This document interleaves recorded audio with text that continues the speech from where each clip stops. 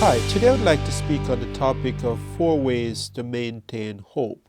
We're living in very troubling times. Every day that we tune into the media, there are stories of people dying. There is a story of the spread of COVID, the potential shortage of food, and the gloom gets gloomier every day. And so, how do you maintain hope in these troubling times? I want to share with you 4 strategies for maintaining hope in troubling times. The first way to maintain hope in troubling times is to seek out reasons for hope. A lot of times we spend all of our energy reading things about the terrible things that are happening, listening to the news media over and over again, the same story of 100 people in the ICU or the thousands that have COVID.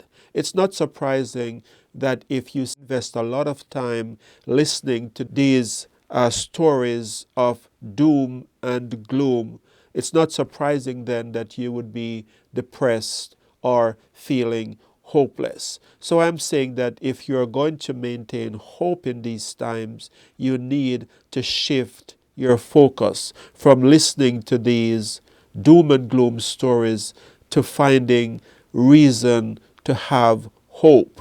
Turn away from the sources, shut off the sources of doom and gloom, and find reasons to have hope. Maybe it's people in your life that you need to disconnect from who are always talking about things that make you feel as if you're going to fall apart. If these people are making you feel that way, then maybe there is time for you to gravitate more towards other people who can offer you hope in these times. So seek out reasons for hope. The second point is to maintain some sense of normalcy.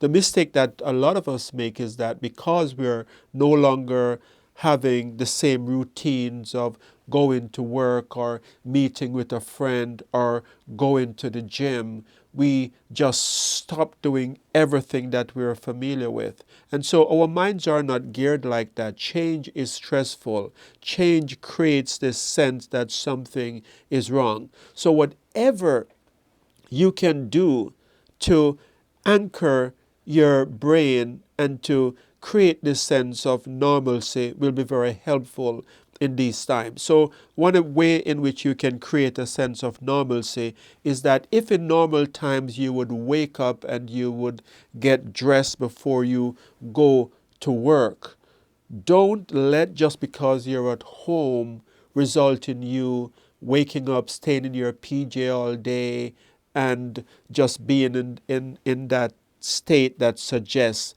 that things are drastically different. No, you can go through the same ritual of getting ready for work even though you're at home. And the same rituals that you have at the end of the day where you change your clothes. Now, these things might seem very minor and very trivial, but they have tremendous psychological meaning to you and to create this sense of normalcy. So even though you're not going anywhere, act as if you did, act how you did when things were normal.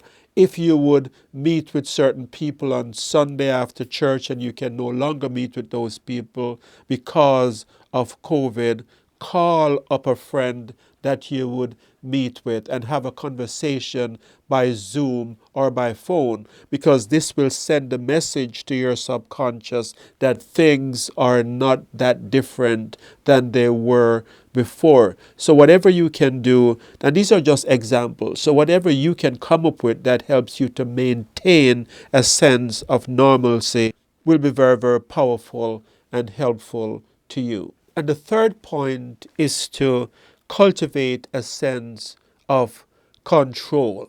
We live in these times when everything seems to be out of our control. Right, the gyms are closed. You can't go to the restaurants that you would normally. But what can you control? What is it in the midst of all of what's going on that you have control over? So you maintain a sense of control. You might not be able to go to the gym, but you can say, I will go jogging 3 times a week. That is maintaining a sense of control. Or you might not be able to eat out at restaurants, and so you can make your own meals that are similar to what you would have at the restaurants, but you can make it in such a way that it's even more healthier than you would before. That's maintaining a sense of control. This is saying, I might not be able to do things in the way that I did before, but you know what? I can take care of my health by exercising. I can take control of my body by eating properly. And so whatever ideas you can come up with that show that you are maintaining a sense of control in these times will be helpful. And the fourth point that will help you to maintain hope in these troubling times is to realize that the trouble that you're going through, the things that are causing you grief, the things that are looked upon as setbacks, can also be a stepping stone to greatness. The trials that you're going through doesn't have to spell the end for you. Yes, your business might be failing. Yes, your relationships might not be what they were before. Yes, your social life might be falling apart. But there is still positive things that can come out of the suffering that you're going through. Many people have come up with creative ideas to build their businesses, creative ideas of how to stay fit, and many people are getting even more successful despite all that's going on in the world around them. And so some of us miss this because we are so tunnel focused on the negativity, on the crisis at hand, that we can't see anything else. So my suggestion to you is that to maintain hope, start realizing that there can be a silver lining behind this dark cloud, and that there might be something that you can do that will enhance your life, that will enhance the lives of those around you, that will put you in even a better place than you were before this crisis started. And so there you have it, the 4 ways to maintain hope. If you enjoyed this podcast, please consider subscribing to our channel.